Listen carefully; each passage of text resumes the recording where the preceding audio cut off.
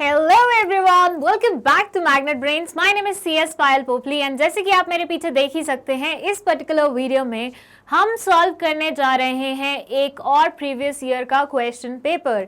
ये है 2018 का question paper, all India board paper set 1। ठीक है, अलग अलग सेट्स आते हैं, मतलब कुछ कुछ क्वेश्चन कॉमन होते हैं सब सेट्स में, लेकिन अलग अलग टाइप के पेपर दिए जाते हैं ताकि बच्चे चीटिंग ना कर सके। वैसे बैठते हैं ना लाइन से 1 2 3, तो वो तीनों बच्चों के अलग अलग पेपर्स होंगे तो चीटिंग नहीं कर पाएंगे इस वजह से। तो हम सारे सेट सॉल्व कर रहे हैं, जिसकी शुरुआत हम इससे करने वाले हैं। इससे पहले मैं 2019 के 3 सेट्स के पेपर ऑलरेडी बना चुकी हूँ, वीडियोस दे चुकी हूँ आप लोगों को। अगर अभी तक नहीं देखी है, लिंक आपको डिस्क्रिप्शन बॉक्स में मिल जाएगा, जाके देख लीजिए। चलिए फिर शुरू करते हैं इस पर्टिकुलर क्वेश्चन पेपर को। सबसे पहले दी होती है जनरल इंस्ट्रक्शंस, मतलब कुछ ऐसी इंस्ट्रक्शंस जो आपको पढ़नी जरूरी है, क्योंकि जो बच्चे इन्हें स्किप करते हैं वो बाद में बहुत ज्यादा पछताते हैं। ठीक है, तो ये क्या बोल रहे हैं, answer to answer questions carrying 1 mark may be from 1 word to 1 sentence.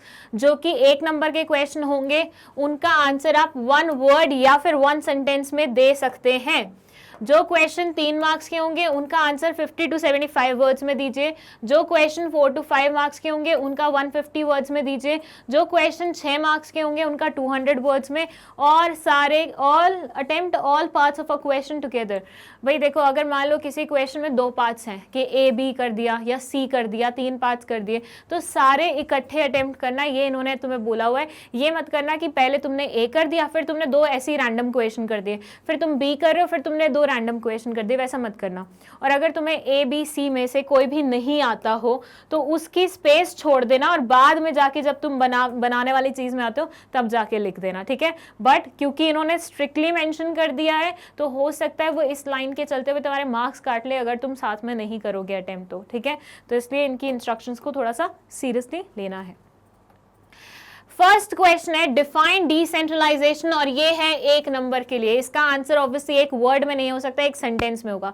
Decentralisation का मतलब क्या होता है, जब पावर्स सेग्रीगेटेड होती हैं, बाइफिकेटेड होती हैं, डिवाइड कर दी जाती हैं, लोगों को परमिशन दे दिया जाता है लोअर लेवल्स पे भी कि तुम भी डिसीजन मेकिंग पावर होल्ड कर सकते हो, उसे हम बोलते हैं डिसेंट्रलाइजेशन।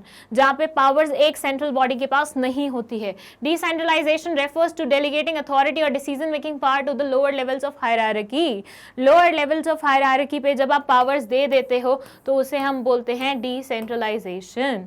ठीक है, चलिए second question, give the meaning of method as a type of plan.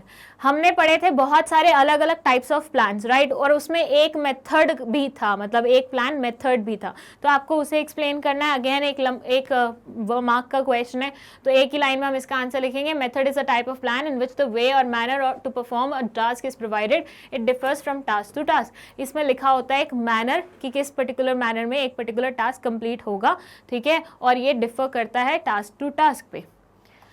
Question 3. Saurabh decided to start a chocolates manufacturing business. He set then target of earning 10% profit on sales in the first year. As a good businessman, he was concerned about the future of the business, which was uncertain. He gathered information that the demand for chocolates is increasing day by day. He used this information as the base for future planning and shared it with his team. On the basis of gathered information, he scheduled a meeting in the following week to find innovative ways to achieve the objectives. List the first 2 steps which have been followed by Saurabh that are related to the process of one of the functions of the management. मतलब ना सिर्फ आपको ये बताना है कि management के कौन से फंक्शन से रिलेटेड है, बल्कि आपको उस फंक्शन की प्रोसेस का एक स्टेप भी बताना है। चलिए, बहुत बढ़िया। ये बोल रहे हैं Saurabh decided to start a chocolates manufacturing business. Saurabh ने शुरू किया, मतलब शुरू करने के बारे में सोच रहा, क्या, एक चॉकलेट मैन्युफैक्चरिंग बिजनेस, चॉकलेट बनाने का business. He set then target of earning 10% profit on sales in the first year. पहले साल इसने बोला कि सेल्स पे 10% प्रॉफिट अपन अर्न करेंगे। As a good businessman he was concerned about the future of the business. एक अच्छा बिजनेसमैन होने के नाते ये अपने फ्यूचर को लेके थोड़ा सा कंसर्न था, बिजनेस फ्यूचर को लेके थोड़ा सा कंसर्न था, क्योंकि फ्यूचर क्या है, अनसर्टेन है, आपको पता नहीं है कल क्या हो जाए क्या नहीं हो। He gathered information that the demand for chocolate is increasing day by day. उसने इन्फॉर्मेशन गैदर की कि चॉकलेट्स की डिमांड इंक्रीज हो रही है दिन ब दिन। He used this information as the base for future planning. इसने इस इन्फॉर्मेशन को इस्तेमाल किया फ्यूचर प्लानिंग के लिए और अपनी टीम के साथ शेयर किया। On the base excuse me, on the basis of gathered information, इस इन्फॉर्मेशन के बेसिस पे उसने शेड्यूल की एक meeting in the following week to find innovative ways to achieve the objectives. Innovative ways के थ्रू कैसे हम ऑब्जेक्टिव्स को अचीव कर सकते हैं वो फाइंड करने के लिए इसने एक मीटिंग शेड्यूल करी है। लिस्ट द फर्स्ट 2 स्टेप्स, आपको 2 स्टेप्स बताने हैं उस पर्टिकुलर फंक्शन के जो कि यहाँ पे हुआ है, ठीक है। बहुत सिंपल है, बहुत सिंपल है, जस्ट आपको थोड़ा सा दिमाग लगाने की ज़रूरत है। और अगेन ये 1 नंबर का क्वेश्चन है। अच्छा हाँ, कई बार क्या होता है ऐसे हैवी क्वेश्चन देख के ना, और कई बार क्या होता है कुछ बच्चों को ऐसे क्वेश्चन के आंसर भी नहीं बनते तो वो बहुत ज़्यादा डर जाते हैं। बेटा डरने से पहले ना एक बार मार्क्स देख लेना, क्योंकि मैं नहीं चाहती 1 नंबर के डर के कारण तुम आगे के 4 नंबर का क्वेश्चन खराब कर दो। तो डर भी उतना ही रखना जितने नंबर का मार्क्स, मतलब वो हो, जितने मार्क्स का क्वेश्चन हो। अगर 1 मार्क्स का क्वेश्चन है तो भाई डरने की भी उतनी ज्यादा जरूरत नहीं है, ठीक है। नहीं होगा तो नहीं होगा, 99 मार्क्स आ जाएंगे 100 में से, ऐसा सोच लो, ठीक है। चलो मैं ये इसलिए बता रही हूँ, समझ पा रही हूँ, क्योंकि मेरे साथ ऐसा बहुत होता था। When I used to give exams, मैं ना ऐसे मतलब इनिशियल क्वेश्चंस को देख के थोड़ा सा पैनिक हो जाती थी कि यार ये क्वेश्चन नहीं बन रहा, ये क्वेश्चन नहीं बन रहा, चाहे उनके 1-1 नंबर के वो क्यों ना हो। और जैसे ही आप पैनिक होते हो ना पेपर में, उसके बाद जो डिफिकल्ट क्वेश्चन आते हैं, मतलब जो नॉर्मल क्वेश्चन भी आते हैं ना, वो भी आपको डिफिकल्ट लगने लग जाते हैं, तो वो दिक्कत बहुत ज़्यादा हो जाती है। तो इसलिए उससे अपने आप को बचाना, जो गलतियाँ मैंने की हैं लाइफ में, आई डोंट वॉन्ट मेरे स्टूडेंट्स रिपीट करें उन गलतियों को। सो आंसर है कि ये कर रहे थे प्लानिंग, क्योंकि आपने देखा होगा फ्यूचर अनसर्टेन है, इन्होंने फोरकास्टिंग करी, इन्होंने फ्यूचर के बारे में सोचा, फिर उसके बाद इन्होंने शेड्यूल की मीटिंग, फिर इन्होंने ऑब्जेक्टिव्स अचीव करने के बारे में सोचा। सारी कहानी तो प्लानिंग की कर रहे हैं ये। और 2 स्टेप्स है, setting objectives, developing premises. 2 steps planning के प्रोसेस के क्या होते हैं, ये 2। चलिए now let's move to question number 4। ये बोलते हैं in the paint industry various raw materials are mixed in different proportions with petroleum for manufacturing different kinds of paints. ये केस स्टडी पहले भी आ चुकी है। One specific raw material is not readily and regularly available to paint machine manufacturing companies. Bowler Paints Company is also facing this problem, and because of this there is a time lag between placing the order and the actual receipt of the material. But once it receives the raw material, it takes less time in converting it into finished goods. Identify the factor affecting the working capital requirement of this industry. ये क्या बोल रहे हैं कि एक paint industry में बहुत अलग अलग तरह के रॉ मटेरियल्स को मिक्स करके डिफरेंट प्रोपोर्शंस में पेट्रोलियम के साथ अलग अलग किस्म के पेंट्स बनाए जाते हैं। वन स्पेसिफिक रॉ मटेरियल जो रेडिली अवेलेबल नहीं होता और रेगुलरली अवेलेबल नहीं होता, मतलब इनमें से एक पर्टिकुलर रॉ मटेरियल है जो रेगुलरली अवेलेबल भी नहीं रहता और रेडिली अवेलेबल भी नहीं रहता, ठीक है। Bowler paints company is also facing this problem. Bowler जो पेंट कंपनी है उसको भी ये सेम प्रॉब्लम फेस करने को मिल रही है इस रॉ मटेरियल की। And there is a time lag between placing the order and the actual receipt of the material. मतलब प्लेस करने में और ऑर्डर रिसीव होने में बहुत टाइम लैग जा रहा है, मतलब बहुत टाइम जा रहा है।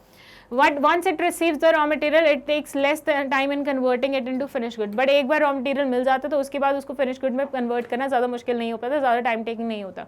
Identify the factor affecting the working capital requirement of this particular industry. आपको आइडेंटिफाई करना है वो फैक्टर जो कि अफेक्ट कर रहा है इस पर्टिकुलर इंडस्ट्री की वर्किंग कैपिटल रिक्वायरमेंट को, ठीक है।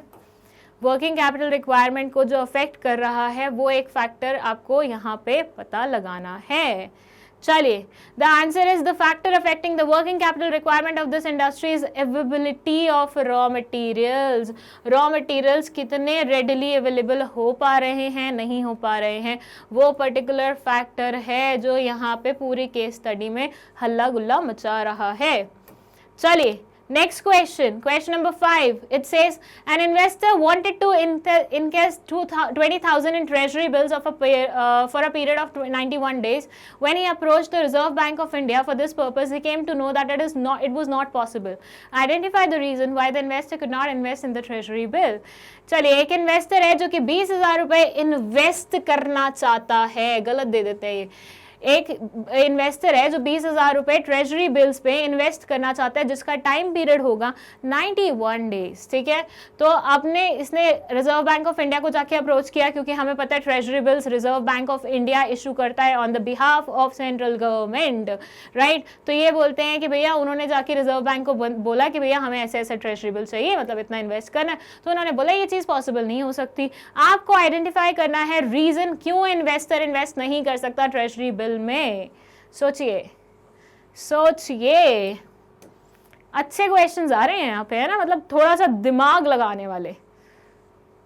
The answer is the investor could not invest in the treasury bills as the treasury bill can be bought for a minimum amount of 25,000 and in its multiples thereof. जब हम treasury bills पढ़ रहे थे तो हमने पढ़ा था ये 25,000 के लॉट में आते हैं, मल्टीपल्स में आते हैं, तो you cannot buy 20,000 का treasury bill क्योंकि वो उसमें अलाउड ही नहीं है। इसलिए treasury bill के जितने भी पॉइंट्स हमने पढ़े थे उन्हें ध्यान में रखना बहुत ज़्यादा ज़रूरी है। ऐसे उठाते हैं वो क्वेश्चन, ऐसे फैक्चुअल बेसिस पे, और इसमें बच्चे वो हो जाते हैं कि अरे ऐसे क्यों हो गया यार, क्यों नहीं हो पाया, ये नहीं हो पाया, और जान के इन्होंने पीरियड मेंशन किया ताकि किसी को अगर पीरियड से भी दिक्कत हो ना तो वो भी फंस जाए बीच में। चलिए question 6, why is the understanding of marketing management philosophies important? आपको क्यों लगता है मार्केटिंग मैनेजमेंट फिलोसफीज की अंडरस्टैंडिंग जरूरी है? The answer is an understanding of marketing management philosophies is important as it helps in determining the weightage to be given to different factors so that the organizational objectives can be achieved. आपको weightage पता चल जाएगा different factors को कितना देना है ताकि organisational objective को हम अचीव कर सके, इसलिए आपको मार्केटिंग मैनेजमेंट की फिलोसफीज का अंडरस्टैंडिंग जरूरी होता है। Question 7. Give the Constitution of District Consumer Dispute Redressal Forum under the Consumer Protection Act 1986. बढ़िया क्वेश्चन आ रहा है। 2018 में बढ़िया क्वेश्चन आए थे, 2019 में तो बहुत ही सिंपल क्वेश्चन आए हुए थे। ये बोलते हैं district consumer disputes redressal forum comprises of 1 president and 2 other members, one of whom should be a women। मतलब एक प्रेसिडेंट होगा, 2 साथ में मेंबर्स होंगे, उन 2 मेंबर में से एक विमेन होना जरूरी होती है। Question 8. Buy one get one free is printed on a label of the package of a mosquito repellent. State the labeling function being performed by the statement. एक खरीदिए एक फ्री मिलेगा, ये प्रिंट हुआ है एक मॉस्किटो रेपेलेंट जो आते हैं उसकी पैकेजिंग पे। अब आपको बताना है लेबलिंग का एक फंक्शन जो कि यहाँ पे परफॉर्म हुआ है। मार्केटिंग चैप्टर पढ़ा है ना? The labeling function being performed by given statement, it helps in promotion of a product. ये कहीं ना कहीं प्रोडक्ट की प्रमोशन में मदद करता है। जैसे हम देखते हैं एक पे एक फ्री विल बी लाइक, खरीदो इसको तो भाई खरीदो, ठीक है। क्यों बोलते हैं हम ऐसा? ताकि हमें मतलब ऑब्वियसली एक पे एक खरीद के यार इंडियंस तो खुश होते ही है ना, तो यहाँ पे हमें क्या हो रहा है, हम उसको देख के उत्सुक हो रहे हैं और उसकी अल्टीमेटली प्रमोशन हो रही है, ठीक है। चलिए नेक्स्ट क्वेश्चन है, differentiate between formal and informal organization on the basis of origin, authority and flow of communication। आपको formal और informal organizations के बीच में differentiate करना है, किन किन बेसिस पे करना है वो भी लिखा हुआ है। मैंने आपको बोला था पहले भी कि जब भी डिफरेंसेस पढ़ते हो बेसिस को ध्यान में रखा करो, क्योंकि कई बार बेसिस दे दिए जाते हैं कि इन बेसिस पे हमें डिफरेंसेस चाहिए, तुम अपने मन के बेसिस नहीं लिख सकते। तो यहाँ पे ओरिजिन, अथॉरिटी और फ्लो ऑफ कम्युनिकेशन लिखा हुआ है। इन तीनों बेसिस पे you have to tell formal और इनफॉर्मल ऑर्गेनाइजेशन में क्या डिफरेंशिएशन होता है। चलिए origin, authority, flow of communication. Formally में बोलते हैं कि रूल्स और पॉलिसीज से आती है, क्योंकि कंपनी के रूल्स एंड पॉलिसीज वैसे होते हैं कि ये ऑरिजिन में आती है। It is result of social interaction among employees, ये लोगों के आपस में बातचीत करने की वजह से एग्जिस्टेंस में आती है। Authority, it is based on hierarchical structure, ये हायरार्की पे बेस्ड होती है, जो जैसे लेवल पे आता है उसके बेसिस पे, लेकिन यहाँ पे ऐसा कुछ नहीं होता, पर्सनल क्वालिटी ज्यादा मैटर करती है। फ्लो ऑफ कम्युनिकेशन इनका स्केलर चेन के अकॉर्डिंग होता है, जो डिसाइडेड पाथ होता है उसी से पूरा फ्लो होगा। यहाँ पे कोई भी किसी से भी कभी भी कैसे भी बात कर सकता है, ठीक है। तो फ्लो ऑफ कम्युनिकेशन कैसे भी डायरेक्शन में मूव कर सकता है। चलिए क्वेश्चन 10 बोलता है state the steps in the selection procedure after the employment interview and before the job offer. Job offer से पहले और एम्प्लॉयमेंट इंटरव्यू के बाद जो भी स्टेप्स आते हैं सिलेक्शन प्रोसीजर में वो आपको बताने हैं, और ये क्वेश्चन है 3 नंबर का। इसके लिए पहले तुम्हें स्टाफिंग पता होना चाहिए, स्टाफिंग में तुम्हें सिलेक्शन की प्रोसेस पता होनी चाहिए, सिलेक्शन की प्रोसेस में 2 जो ये दिए हुए हैं उनके बीच में कौन से स्टेप्स आते हैं वो पता होना चाहिए। चलिए देख लेते हैं इसका आंसर क्या है। एक है बैकग्राउंड चेक, मतलब ये इंसान जो अभी तुम्हारे ऑर्गेनाइजेशन में आया, अगर ये पहले कहीं काम करके आया या किसी यूनिवर्सिटी से पढ़ के आया तो वो यूनिवर्सिटी के लोगों का इसका कहना क्या है इसके बारे में, या पुराने ऑफिस में इसका कहना क्या है लोगों का इसके बारे में। After the individual clears the interview the organization में ask for references such as from previous employers और from known persons. The references are then used to cross check the information provided by the candidate. Candidate द्वारा जितनी भी information provide की गई है वो references से कॉल कर करके देखते हैं। Selection Selection decision, when the candidate clears the test and interview, the final selection is done. एक बार जो कैंडिडेट है वो हमारा क्लियर कर ले टेस्ट और इंटरव्यू, उसके बाद क्या होता है, उसका सिलेक्शन हो जाता है. ये 2 स्टेप्स आते हैं. फिर है मेडिकल एग्जामिनेशन, मतलब आपने रख लिया उसको, ठीक है, लेकिन अब ये भी तो देखोगे वो इंसान फिट है कि नहीं है, उसका टेस्ट भी तो करवाओगे. आजकल ये बहुत ज़्यादा, पहले ये नहीं हुआ करता था इतना ज़्यादा, बट आजकल होने लग गया, बिकॉज बहुत सारी प्रॉब्लम्स होती हैं यार, बहुत सारे, मतलब इंसान को इतना मेंटल स्ट्रेस होता है, ये होता है वो होता है, तो पहले से पता लग जाए तो फिर उसके अकॉर्डिंग हम रखेंगे ना. अगर हमारा वर्कलोड बहुत हाई लेवल का है, हमने रख लिया कोई ऐसा इंसान जिसका दिमाग बहुत जल्दी गर्म हो जाता है या बहुत जल्दी पैनिक सिचुएशन में चला जाता है, वो तो फिर उसके लिए तो वो सही नहीं रहेगा ना. या फिर जो इंसान बहुत ज़्यादा बीमार रहता है, कभी उसको कुछ बीमारी रहती है, कभी कुछ रहती है, तो ऐसे में अपन को देखना पड़ेगा कि भैया वर्कलोड संभालने लायक कोई ऐसा इंसान मिल जाए हमें. फिर एक क्वेश्चन नंबर 11 ये बोलते हैं Sandhya is a successful manager at Manisons enterprises. She has a team of 12 people working under her. She encourages them to set their own objectives and take decisions.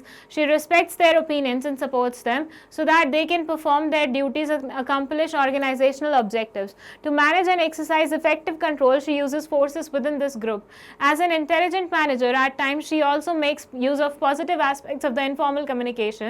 This way, she is able to unify diverse interests and ensure that the targets are met. There are many theories and styles of influencing people's behavior. Identify the style used by Sandhya, which is based on the use of authority. State 2 positive aspects of the communication discussed above, which Sandhya is using as an intelligent manager. Okay. So basically ये है, संध्या एक successful manager है मैनिसन enterprises की. उसके अंदर 12 लोग काम कर रहे हैं. She encourages them to set their own objectives and take decisions. वो सबको वो करती है कि भैया खुद के ऑब्जेक्टिव सेट करो, खुद के टारगेट सेट करो और उनको अचीव करने के लिए डिसीजंस भी जो लेने हैं खुद से लो. शी रिस्पेक्ट्स देयर ओपिनियन, वो उनके ओपिनियन की रिस्पेक्ट करती है और उनको सपोर्ट भी करती है, so that they can perform their duties and accomplish organisational objectives. ये सब वो इसलिए करते हैं ताकि वो अपने ड्यूटीज़ को कंप्लीट कर ले अच्छे से और ऑर्गेनाइजेशनल ऑब्जेक्टिव्स को परफॉर्म अकम्प्लिश कर ले. To manage and exercise effective control, she uses forces within this group. क्योंकि थोड़ा बहुत कंट्रोल भी रखना ज़रूरी होता है, तो उसके लिए वो कुछ फोर्सेज का इस्तेमाल करती है ग्रुप के ऊपर नज़र रखने के लिए या कंट्रोल रखने के लिए. As an intelligent manager, at times she also makes use of positive aspect of informal communication. ये कभी कभी इंटेलिजेंट, क्योंकि ये बहुत इंटेलिजेंट मैनेजर है, तो कभी कभी ये इनफॉर्मल कम्युनिकेशन का जो पॉजिटिव एस्पेक्ट होता है कि फ़ायदा उठाना, वो भी उठाती है. कि भैया ग्रुप में बैठ गए, प्यार से बातें करते करते, और आजकल क्या चल रहा है, अच्छा फिर वो तुमने वो वाला प्रोजेक्ट किया था तो वैसा हुआ था क्या, मतलब ऐसी बातचीत में ही थोड़ा सा वो निकाल लेना. This way she is able to unify diverse interest and ensure the targets are met. इस तरीके से वो डाइवर्स इंटरेस्ट को यूनिफाई भी कर लेती है, मतलब जिन लोगों के अलग अलग इंटरेस्ट होते हैं उनको यूनिफाई करने का काम करती है और टारगेट्स भी मेट हो जाए ये इंश्योर कर लेती है. चतुर औरत है काइंड ऑफ, ठीक है. There are many theories and styles of influencing people behaviour. बहुत सारी थियरीज और स्टाइल्स होते हैं लोगों को इन्फ्लुएंस करने के, लोगों के बिहेवियर को इन्फ्लुएंस करने के लिए. Identify the style used by Sandhya which is based on the use of authority. आपको आइडेंटिफाई करना है संध्या का स्टाइल जो कि बेस्ड है यूज ऑफ अथॉरिटी पे, ठीक है. फिर सेकेंड है state 2 positive aspects of the communication discuss above. 2 positive aspects बताने हैं उस कम्युनिकेशन के जिसके बारे में बात हुई है ऊपर, जो कि संध्या इस्तेमाल करते हैं क्योंकि ये एक इंटेलिजेंट मैनेजर है. कौन सा वाला था, इनफॉर्मल कम्युनिकेशन, मतलब इनफॉर्मल कम्युनिकेशन के 2 बेनिफिट्स बताने हैं, ठीक है. 3 नंबर का क्वेश्चन है आपका, ये बहुत ही सिंपल सरल क्वेश्चन है. डेमोक्रेटिक स्टाइल है लीडरशिप का, क्योंकि ये लोगों को परमिशन देती है कि तुम अपनी से रखो, तुम अपनी बात रखो, तुम अपना ओपिनियन रखो, तुम खुद से डिसीजन मेकिंग करो. तो यस, डेमोक्रेटिक स्टाइल फॉलो करती है. और 2 पॉजिटिव एस्पेक्ट ये हैं, spread of information is faster, मतलब इसमें जो इन्फॉर्मेशन है वो फास्ट ट्रैवल करती है, क्योंकि यहाँ पे स्कैलर चेन तो है नहीं कि भैया जिस पर्टिकुलर पाथ से बोला हुआ है तुम उसी पर्टिकुलर पाथ से ही इन्फॉर्मेशन को लेके जाओगे, नहीं. तो स्प्रेड ऑफ इन्फॉर्मेशन बहुत फास्ट है. Through informal communication managers can get to know the true thinking और mindset of the employees which can prove helpful in decision making. आप इनफॉर्मल कम्युनिकेशन से कहीं ना कहीं लोगों का माइंडसेट समझ सकते हो, जो कि फॉर्मल में आप नहीं इतना समझ पाओगे, क्योंकि फॉर्मल में उतनी बातचीत नहीं होती ना. इनफॉर्मल में इनफॉर्मल तरीके से बात करोगे तो तुम्हें थोड़ा सा पता लगेगा सामने वाला इंसान है कैसे, तो वो पता चल जाएगा तुम्हें, ठीक है. चलिए Let's move to next question. Question number 12 ये बोलता है the return on investment of a company ranges between 10 to 12% for the past 3 years. To finance its future fixed capital needs, it has the following options for borrowing debt. Option A है rate of interest 9%, option B है rate of interest 13%. Which source of debt, option A or option B is better? Give reason in support of your answer. Also state the concept being used in taking the decision. इस company का ROI return on investment range करता है 10 से 12% पिछले 3 सालों से। इनको अभी फिक्स्ड कैपिटल की नीड्स है फ्यूचर में, तो इनको ऑप्शंस देखने हैं बोरोइंग डेट के, मतलब ये क्या करना चाह रहे हैं, इनको पैसे की आवश्यकता है तो ये डेट लेना चाह रहे हैं, ठीक है। तो 2 डेट के ऑप्शन अवेलेबल है, एक जिसमें रेट ऑफ इंटरेस्ट 9% है, दूसरा जिसमें रेट ऑफ इंटरेस्ट 13% है। अब आपको बताना है दोनों में से बेटर कौन सा है इनके लिए और उसको सपोर्ट में रीजन भी देना है, ठीक है। और साथ में कौन सी कॉन्सेप्ट डिस्कस हुई है इस पर्टिकुलर चीज में उसका भी ध्यान रखना है। 3 नंबर का क्वेश्चन है लेकिन बहुत ही सॉलिड क्वेश्चन है। इस नेचर का क्वेश्चन आया ना, मैं बता रही हूँ बहुत सारे बच्चे छोड़ के आने वाले हैं, बहुत सारे बच्चे झिन जाएंगे इसमें, ठीक है। तो अच्छे से देखना इसको। देखिए option A is better than option B for the company to finance its future fixed capital needs. ये बोलते हैं ऑप्शन ए जो है वो बेटर है 9% वाला। क्यों बेटर है? In option A rate of return on investment 10 to 12 है, जो कि rate of interest of borrowing से ज्यादा है। मतलब इनका rate of investment return on investment कितना जा रहा था? 10 से 12 जा रहा था, राइट। और रेट ऑफ इंटरेस्ट कितना पे करने वाले हैं वो इस वाले ऑप्शन में 9%, जबकि दूसरे वाले ऑप्शन में कितना था? 13%। तो कौन से वाला ज़्यादा है? ये वाला ज़्यादा है तो ये वाला अच्छा नहीं कंसिडर किया जाएगा, ये वाला कम है तो ये अच्छा कंसिडर किया जाएगा। So as a result of it this will be the better option. और यहाँ पे कॉन्सेप्ट कौन सी इस्तेमाल हुई है? यहाँ पे कॉन्सेप्ट इस्तेमाल हुई है trading on equity. Trading on equity याद है ना कि जब डेट का एलिमेंट हम ऐड करते हैं तो उसकी वजह से वेल्थ मैक्सिमाइजेशन हो जाता है, रिटर्न ऑन इन्वेस्टमेंट बढ़ जाते हैं, वो वाली, ठीक है। तो ये हो गया आपका एक और question. Now let's move to next question. चलिए इसमें लिखा है explain briefly any 2 points of importance of consumer protection from the point of view of business. Business के पॉइंट ऑफ व्यू से 2 पॉइंट्स बताने हैं इंपॉर्टेंस के कंज्यूमर प्रोटेक्शन के। बहुत ही सरल क्वेश्चन है, 3 नंबर का ये क्वेश्चन है। पहला पॉइंट है लॉन्ग टर्म इंटरेस्ट। देखिए आप किसी को ठग के एक बार उससे पैसे निकलवा सकते हो, लेकिन क्या वो इंसान दोबारा तुम्हारी दुकान पे आएगा? कभी नहीं आएगा। मैं जिन दुकानों पे एक बार जाके मुझे लगता है कि यार इस इंसान ने तो ठग लिया, उसके बाद ना मैं खुद वहां जाती हूँ और ना अपने दोस्तों को जाने देती हूँ, ठीक है। तो मतलब आपने ना सिर्फ एक कस्टमर खोया, बस उससे रिलेटेड जितने कस्टमर तुम्हारे पास आ सकते थे सबको खो दिया। तो ये क्या तुम्हारे लॉन्ग टर्म इंटरेस्ट के लिए अच्छा है? बिल्कुल भी नहीं है। लेकिन ऑन द अदर साइड अगर तुम्हें चाहिए कि तुम अपने बिजनेस को बहुत लंबा चलाओ, तो उसके लिए तुम्हें क्या करना पड़ेगा? तुम्हें अपने कस्टमर्स को खुश रखना पड़ेगा, तुम्हें उनके साथ धोखाधड़ी नहीं करनी पड़ेगी। तो लॉन्ग टर्म इंटरेस्ट बोलता है कि कंज्यूमर को खुश रखना है तो थोड़ा सा आपको पहले उसके लिए करना पड़ेगा, मतलब उनको खुश करना पड़ेगा। सेकेंड है use of resources. Any business survives on the basis of society. जो भी बिजनेसेस चलते हैं वो सारे के सारे बिजनेसेस रिसोर्सेज कहाँ से लेते हैं? सोसाइटी से लेते हैं। जब रिसोर्सेज आप सोसाइटी से लेते हो तो उन रिसोर्सेज जो मतलब वो रिसोर्सेज जो सोसाइटी तुम्हें दे रही है, क्या बदले में तुम्हारा फर्ज नहीं बनता तुम सोसाइटी को कुछ दो? बनता है ना। एथिकल वैल्यूज बोलती है, मॉरल वैल्यूज बोलती है ना, ये सब, तो बस वो करना भी जरूरी होता है, ठीक है। तुम चाहो तो स्क्रीनशॉट ले सकते हो रेफरेंस के लिए, बाकी मैंने तुम्हें एक्सप्लेन कर दिया है, लिखोगे तुम अपनी खुद की ही उसमें। चलिए क्वेश्चन नंबर 14 ये क्या बोलता है? ये बोलता है आराधना एंड गंधर्व। पता नहीं नाम पढ़ने में क्या प्रॉब्लम हो रही है मुझे आज। आराधना और Gandharv are heads of 2 different departments in Yumko Limited. They are efficient managers and are able to motivate the employees of their respective departments to improve performance. However, their drive to excel in their own sphere of activity instead of giving emphasis on the objectives of the enterprise has hindered the interaction between the departments that Aradhana and Gandharv are heading. Often there are interdepartmental conflicts and they have become incompatible. This has proved to be harmful in the fulfillment of the organizational objectives. The situation has deteriorated to such an extent that CEO of Yumko Limited has hired a consultant, trust me, to resolve their problem. पहले यहाँ तक की कहानी सुन लेते हैं। क्या है कि एक पर्टिकुलर ऑर्गेनाइजेशन है जिसमें 2 अलग अलग डिपार्टमेंट्स हैं जिसको अलग अलग लोग हेड करते हैं, आराधना और Gandharv. They are efficient managers and are able to motivate the employees of their respective departments. ये एफिशिएंट मैनेजर्स हैं और अपने अपने डिपार्टमेंट के लोगों को अच्छे से मोटिवेट कर लेते हैं और उनकी परफॉर्मेंस भी इंप्रूव करा देते हैं। However their drive to excel in their own sphere of activity instead of giving emphasis on objectives of the enterprise has hindered the interaction between the departments. क्या हुआ कि ये दोनों खुद की ग्रोथ के लिए इतना ज्यादा मरे जा रहे हैं कि ये ऑर्गेनाइजेशन की ओवरऑल ग्रोथ को ध्यान में रख ही नहीं रहे, और आपस में भी इनका एक्सेल करने के चक्कर में, डिपार्टमेंट का बेस्ट मैनेजर बनने के चक्कर में ये कहीं ना कहीं आपस में भिड़ जाते हैं। ठीक है, आपस में इनकी बिल्कुल बनती नहीं है, जिसकी वजह से इंटर डिपार्टमेंटल कॉन्फ्लिक्ट्स भी हो जाते हैं। भाई ऑब्वियसली दो डिपार्टमेंट्स के मेजर बंदे हैं, ये हेड्स हैं, अगर इनकी नहीं बनेगी तो डिपार्टमेंट्स की कैसे बनेगी आपस में। तो अब क्या हुआ है कि इनकी सिचुएशन इतनी बुरी हो गई है जिसकी वजह से जो सीईओ है इस पर्टिकुलर ऑर्गेनाइजेशन का, उसने एक कंसल्टेंट रखा है जिसका नाम रश्मि, इनकी प्रॉब्लम्स को सॉर्ट करने के लिए। After studying the situation closely, Rashmi found that the problem has arisen due to inflexibility and a narrow perspective on the part of both Aradhana and Gandharv। ये बोल रहे हैं कि रश्मि को पता चला कि प्रॉब्लम बेसिकली कहाँ लाई कर रही है। प्रॉब्लम लाई कर रही है कि ये दोनों ना बहुत ही नैरो पर्सपेक्टिव रखते हैं और बहुत ही इनफ्लेक्सिबल है, मतलब एक दूसरे के अकॉर्डिंग बिल्कुल भी फ्लेक्सिबिलिटी नहीं रखते। She is of the view that the situation is a result of type of organisational structure Umco has adopted. ये बोल रहे हैं कि ये सिचुएशन इसलिए आई है क्योंकि जो टाइप ऑफ ऑर्गेनाइजेशनल स्ट्रक्चर इस पर्टिकुलर ऑर्गेनाइजेशन में है ना, वो कहीं ना कहीं इन लोगों को वो पर्टिकुलर चीज अलाउ नहीं कर रहा जो ये चाहते हैं। From the above information identify the organisational structure adopted by Umco and state any 3 advantages of the structure जो सो आइडेंटिफाइड।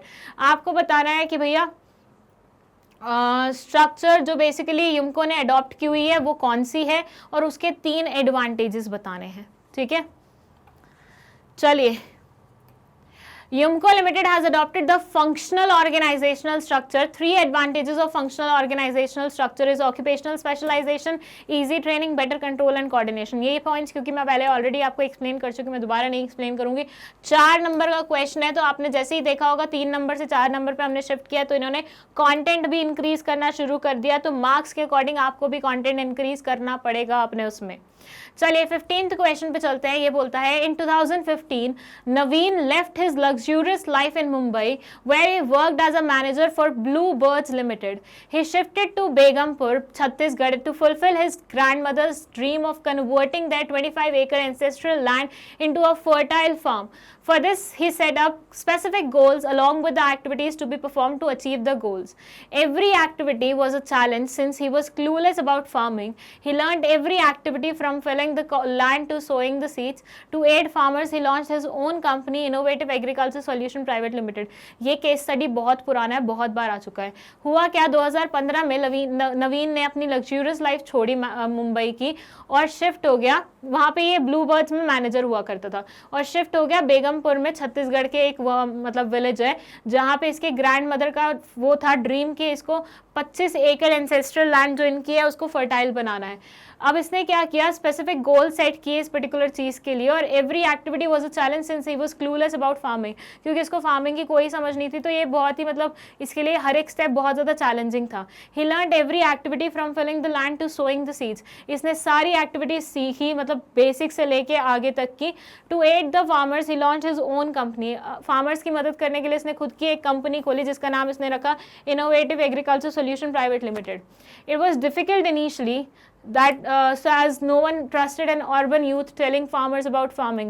Initially इसके लिए बहुत ज़्यादा डिफिकल्ट था, क्योंकि भैया ऐसा मानो तुम शहर से आया है कोई इंसान जिसको फार्मिंग खुद नहीं पता थी, खुद नहीं आती थी, उसने गांव में आके पहले फार्मिंग सीखी है, उसके ऊपर कोई और इंसान कैसे ट्रस्ट करेगा। तो इसके लिए बहुत ज़्यादा मुश्किल हुआ करता था लोगों के अंदर ट्रस्ट जगाना। But when everything was discussed in detail the farmers started taking interest. But जब इसने सारी चीज़ें डिटेल में बताई तो फार्मर्स ने कहीं ना कहीं थोड़ा बहुत इंटरेस्ट लेना शुरू कर दिया। He wanted to ensure that the future events meet effectively the best interest of the company. इसने ये सोचा कि भैया जो भी फ्यूचर इवेंट्स होंगे वो कंपनी के बेस्ट इंटरेस्ट में काम करे। Through sales forecasting he prepared an annual plan for production and sales. Sales forecasting से इसने एनुअल प्लान बनाया प्रोडक्शन और सेल्स के लिए। He also found that the farmers grew only paddy, which was an activity of 3 to 4 months and land remained idle for the rest 8-9 months. इसने देखा कि farmers सिर्फ ना मतलब राइस उगाते थे जो कि 3 से 4 महीने का काम हुआ करता था और पूरा साल बाकी का जितना भी पूरा साल होता था वो मतलब पूरी की पूरी जो वो करती थी प्रॉपर्टी ऐसे खाली पड़ी रहती थी, लैंड खाली पड़ी रहती थी. He not only identified but evaluated various alternatives through which the farms could be utilized. इसने ना सिर्फ आइडेंटिफाई किया बट इवेलुएट भी किया और भी बहुत सारी ऑल्टरनेटिव्स जो कि फार्म्स पे की जा सकती हैं और उसे बाकी के मंथ्स के लिए प्रोडक्टिव बनाया जा सकता है. Through corrective foresight and logical and systematic thinking based on analysis of all the facts all the alternatives were examined and evaluated. Correct foresight और लॉजिकल और सिस्टमैटिक थिंकिंग का इस्तेमाल करके सारे ऑल्टरनेटिव्स को एग्जामिन किया गया और इवेलुएट किया गया. He promoted a plan to the farmers. इनने एक फार्मर्स को प्लान बना के दिया where after harvesting paddy vegetables could be grown, जहाँ पे पैडी के बाद मतलब राइस के बाद आप कुछ भी और उगा सकते हो. The above case highlights the feature of one of the functions of management. इस पूरे केस में एक फीचर हाईलाइट हुआ है मैनेजमेंट का by quoting lines from the above identify and explain this features. Quote करके लाइंस आपको आइडेंटिफाई करना है और एक्सप्लेन करना है उन फीचर को. ओ भाई मैं थक गई पढ़ाते पढ़ाते. बताओ इतना बड़ा केस स्टडी क्या, कुछ नहीं है, बस सिंपल सी बात है कि एक लड़का था उसने अपनी जॉब छोड़ी और जाके अपने ग्रैंडमदर का जो सपना था 25 एकड़ लैंड को फर्टाइल बनाने का वो पूरा करने के बारे में सोचा. और फिर जब उसने आहिस्ता आहिस्ता देखना शुरू किया चीज़ों को, उसने पहले तो सीखा खुद ही, उसके बाद उसने खुद की एक कंपनी खोली ताकि वो बाकी फार्मर्स को मदद कर सके. बट बाकी फार्मर्स इनिशियली उसकी इतनी ज़्यादा मतलब उससे इतना ज़्यादा इंप्रेस नहीं थे बिकॉज ऑब्वियसली बाहर से आया हुआ था तो फार्मर्स को लग रहा था ये क्या ही सिखा पाएगा हमें. बट आहिस्ता आहिस्ता चीज़ें बहुत ज़्यादा चेंज हो गई. उसने बहुत सारे फोकास्टिंग वगैरह की बहुत सारी लॉजिकल वो लगाई और उसने देखा कि फार्मर्स जो कि एक ही फसल लगा रहे थे पूरे साल में जो कि 3 से 4 महीने रहती थी, उसके बाद लैंड उनका खाली पड़ा रहता था, उनको समझाया कि तुम साथ में पैडी के बाद वेजिटेबल्स भी उगा सकते हो जिससे तुम्हें बहुत ज़्यादा मुनाफा हो जाएगा. अब इस पर्टिकुलर केस में हाईलाइट किया गया है एक एक फीचर फंक्शंस ऑफ मैनेजमेंट का. तो पहले तो आपको वही पता लगाना है कि कौन से वाले फंक्शन के बारे में बात हो रही है, फिर उसका फीचर पता लगेगा. By quoting lines from the identify and explain these features. आपको एक्सप्लेन करने हैं वो फीचर्स को by quoting lines from the paragraph. Now I hope आपको समझ में आ गया होगा. ये आगे चले आंसर देख लेते हैं. आंसर है प्लानिंग, क्योंकि आपने सारी जगह पढ़ी होगी फोरकास्टिंग ये वो सारी जगह पढ़ी हुई लिखा हुआ था राइट. तो फोरकास्टिंग कहाँ पे करते हैं हम, प्लानिंग में करते हैं. तो planning is that particular function. अब अगर बात करें हम कि कौन कौन से फीचर्स आए, तो planning focuses on achieving objectives. Planning का वो था कि प्लानिंग बेसिकली ऑब्जेक्टिव्स को अचीव करने के लिए होती है. इसका ऑब्जेक्टिव क्या था, 25 एकड़ जो लैंड थी उसको आपको क्या करना था, फर्टाइल बनाना था. देन उसके बाद प्लानिंग इज फ्यूचरिस्टिक. प्लानिंग किससे रिलेट करती है, फ्यूचर से रिलेट करती है. There were like so many lines जिसमें ये चीज मेंशन थी. Then planning involves decision making. Planning में क्या करना पड़ता है, डिसीजन मेकिंग करनी पड़ती है. Again quotation from the paragraph. Planning is a mental exercise. Planning में क्या होता है, दिमाग का इस्तेमाल होता है. अगेन ये चीज़ यहाँ पे मेंशन है. Then next question, but before that यहाँ पे जल्दी से आप स्क्रीनशॉट लीजिए इसका. इस केस को तो पढ़ाते पढ़ाते मैं ही थक गई. चलिए स्क्रीनशॉट लिया अगेन. और ये केस बहुत बार आया हुआ है. बट एक चीज़ और बताऊं, हर बार ना इस केस से ना अलग टाइप के क्वेश्चन पूछे हुए हैं, हर बार मैंने देखा है. तो एक ही केस स्टडी ऐसा ज़रूरी नहीं कि उससे सेम टाइप के क्वेश्चन पूछे जाएंगे. इसलिए पेपर में कभी तुम्हें दिखे कि हाँ ये थोड़ी जानी पहचानी सी केस स्टडी लग रही है, ढंग से फिर भी पढ़ना. ये मत सोचना कि नहीं अब जानी पहचानी है तो लेट इट बी लाइक हमें तो पता है ये कौन सी केस स्टडी है, रट चुकी है हमें तो ये चीज़ मत करना. ओवर कॉन्फिडेंस किसी भी इंसान के लिए अच्छा नहीं होता, तो ये मत करना. मेरा कहना ये रहेगा. Now let's talk about question number 16. ये क्या बोल रहा है? It says explain any 4 points of importance of controlling function of management. आपको controlling function जो है management का उसके कोई भी 4 points importance के यहाँ पे explain करने हैं. Straight away question है, ज़्यादा सोचने की बिल्कुल भी ज़रूरत नहीं है.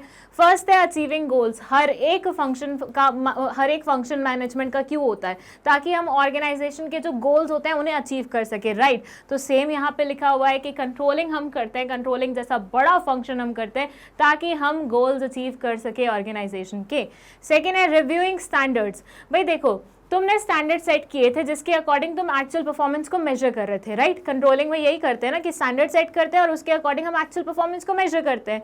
अब स्टैंडर्ड जो सेट हुए हैं क्या वो ढंग से सेट हुए हैं? मतलब अगर मान लो एक्चुअल परफॉर्मेंस यहाँ जा रही हो, तुम्हारे स्टैंडर्ड यहाँ हो, मतलब तुमने कितने गलत स्टैंडर्ड सेट किए, राइट। अगर मान लीजिए एक्चुअल परफॉर्मेंस यहाँ हो और तुम्हारे स्टैंडर्ड यहाँ हो, मतलब तुमने कुछ ज़्यादा ही ऑप्टिमिस्टिक होकर तुम्हारे स्टैंडर्ड सेट किए हुए हैं। तो काइंड ऑफ स्टैंडर्ड्स का भी आपको रिव्यू मिल जाता है कि भैया ये प्रॉपर्ली सेट हुए हैं कि नहीं हुए। 19-20 का डिफरेंस हो सकता है, इतना डिफरेंस हो सकता है, लेकिन इतना वास्ट डिफरेंस नहीं हो सकता। वहाँ तुम्हारे स्टैंडर्ड्स में परेशानी है, कमजोरी है। Enables efficiency in resource utilization। भैया देखो, कंट्रोल मतलब मॉनिटरिंग, सुपरविजन, नजर रखना, ध्यान रखना, डेविएशन तो नहीं हो रही है, सब चीज़ों का मतलब आहिस्ता आहिस्ता हर एक चीज़ पे नज़र रखते हुए जाना। तो ऐसे में क्या होता है कि कोई भी जो वेस्टेज होती है रिसोर्सेज की वो डिक्रीज हो जाती है, क्योंकि नज़र रखी जा रही है। अगर मान लीजिए कहीं पर भी मुझे कोई गलत काम करते हुए दिखाई देगा, रिसोर्स को गलत तरीके से इस्तेमाल करते हुए दिखाएगा, मैं उसे वहीं पर रोक दूंगी, वहीं रोक दूंगी, तो वो रिसोर्स जो वो इस्तेमाल करने वाला था वो बच जाएगा, राइट। तो बच जाएगा तो उससे क्या होगा, रिसोर्स की वेस्टेज नहीं होगी। बेटर मोटिवेशन, भाई सब इंसान को पता है उनको क्या काम करना है, and at the same time standards भी सेट किए गए हैं उन पर्टिकुलर कामों के लिए। तो अब एक इंसान को मोटिवेशन आएगी ना कि चलो ठीक है, टारगेट मिला हुआ है, ये अचीव करना है, ऐसे करना है, कोई नज़र रखे हुए है तो अपना बेस्ट देना है, राइट। तो इससे मोटिवेशन भी आती है। तो ये 4 पॉइंट्स हैं इंपॉर्टेंस के, फटाफट इनका स्क्रीनशॉट ले लो, फिर मैं अगले क्वेश्चन पे चलती हूँ। ये है question number 17. It says Ram Murthy, the CEO of Good Care Hospitals, a leading chain of hospitals, decided to reward the good work of doctors of his organization. For this, he instituted 2 running trophies: Healthcare Achievers Trophy to acknowledge and appreciate the tireless efforts of the doctors who rendered selfless services to the patients, and another Beti Bachao Trophy to recognize the outstanding work done by the doctors in saving the girl child. The CEO also wanted to improve the health services in rural areas all over the country. He decided that all the doctors must work in rural areas for at least 6 months. Okay, so Ram मूर्ति एक good care hospital के CEO हैं, ठीक है। इन्होंने chain of hospitals बनाई हुई हैं। Decided to reward the good work of doctors, ये चाहते थे डॉक्टर्स के गुड वर्क को हम रिवॉर्ड करें, ठीक है। तो इन्होंने 2 ट्रॉफीज लॉन्च की, ठीक है। हेल्थ केयर अचीवर्स ट्रॉफीज इन्हें बोला जाता है, जो कि पहली थी हेल्थ केयर अचीवर्स ट्रॉफी, जो कि एक डॉक्टर्स के काम को, टायरलेस काम जो करते हैं, मतलब रात के 12 बजे भी उनके पास कॉल जाए तो उन्हें भाग के जाना पड़ता है, पेशेंट को एंटरटेन करना पड़ता है, तो वो जो काम करते हैं एफर्टलेसली, सेल्फलेसली, उसको एक्नॉलेज करने के लिए। और दूसरा था बेटी बचाओ ट्रॉफी, जिसमें जो गर्ल चाइल्ड होती हैं उनको प्रोटेक्ट करने के लिए, वो ना मारी जाएँ, उन सब चीज़ों के लिए ये पर्टिकुलर ट्रॉफी रखी गई थी, ठीक है। तो 2 ट्रॉफीज, 2 रिवॉर्ड्स अलग से सेट किए गए थे लोगों को अप्रिशिएट करने के लिए। The CEO also wanted to improve health care services in rural areas. ये CEO चाहते थे कि रूरल एरियाज में भी जो हेल्थ केयर सर्विसेज हैं वो इम्प्रूव हों, क्योंकि हम सब जानते हैं गांव की हालत कैसी होती है। गांव में अक्सर लोगों को अपनी जान से लाइक हाथ धोना पड़ता है, जस्ट बिकॉज उनके पास हेल्थ केयर फैसिलिटीज़ नहीं होती। वहाँ पे छोटे छोटे ऐसे ही एक मतलब थोड़ा हल्का फुल्का पड़ा हुआ डॉक्टर बैठा होता है। हॉस्पिटल्स तो दूर दूर तक नहीं होते, उनको शहरों में जाना पड़ता है अगर हॉस्पिटल्स जाना, मतलब हॉस्पिटल की कोई सर्विसेज यूज़ करनी है तो ये CEO चाहते थे कि उन रूरल एरियाज़ वाले लोगों को भी कहीं ना कहीं बेनिफिट मिले। तो इन्होंने बोला कि हर एक डॉक्टर को एटलीस्ट 6 महीने तो रूरल एरियाज़ में जाना ही पड़ेगा। वैसे मैं आपको बताती हूँ हमारे नेशन में भी ऐसी चीज़ें हैं, लाइक अगर आप कहीं से ग्रेजुएशन, पोस्ट ग्रेजुएशन करते हो तो वो कॉलेजेस यूजुअली जो उनके, जैसे फर्स्ट MP के किसी कॉलेज से तुमने किया, ठीक है, तो वहाँ पे MP के किसी रूरल एरिया में तुम्हें 1 साल के लिए ऐसी सर्विसेज देनी पड़ेंगी। इस पर्टिकुलर चीज़ का बॉन्ड साइन करवाया जाता है, मतलब आपसे पैसे लिए जाते हैं और अगर आप वो सर्विसेज नहीं देते तो वो बॉन्ड को जब्त कर लिया जाता है, वो पैसे को जब्त कर लिया जाता है। चलिए इसके आगे क्वेश्चन क्या है वो देख लेते हैं हम। Basically It says he also decided that the paramedical staff should be employed locally. इनका ये भी मानना था पैरामेडिकल स्टाफ को भी लोकली एम्प्लॉय करना चाहिए। अब 3 जो क्वेश्चन हैं या 3 जो पॉइंट्स यहाँ पे मेंशन किए गए हैं जिनके आंसर्स आपको देने हैं वो है identify the incentive provided by good care hospitals to its doctors through running trophies. आपको आइडेंटिफाई करना है ये कौन से वाला इंसेंटिव है जो कि ये CEO ऑफर कर रहा है डॉक्टर्स को फॉर देयर सर्विसेज। सेकेंड है which need of doctors will be satisfied through the incentive identified in part A state। Doctors की कौन सी वाली नीड सेटिस्फाई हो पाएगी विद दीज इंसेंटिव्स। फिर थर्ड है state any two values that the CEO of good care hospitals is trying to communicate to the society. दो values जो कि सीईओ गुड केयर हॉस्पिटल का कम्युनिकेट करना चाहता है सोसाइटी को। अगर आपको याद हो टर्म 1 में ये वाला जो क्वेश्चन था बहुत ज़्यादा आता था।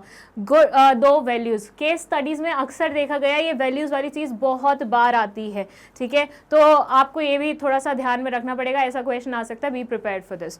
ओके चलिए समझ में आया। ट्रॉफीज दे रही है, पैसे दे रही है नहीं, क्या दे रही है, ट्रॉफीज दे रही है। कौन सा वाला इंसेंटिव होगा पता होना चाहिए, कौन सी नीड को सेटिस्फाई करेगा और दो वैल्यूज कौन सी कम्युनिकेट करना चाह रहा है। ये तो बहुत ही सिंपल है क्योंकि बहुत अच्छी अच्छी बातें लिखी हुई हैं उसमें, ठीक है।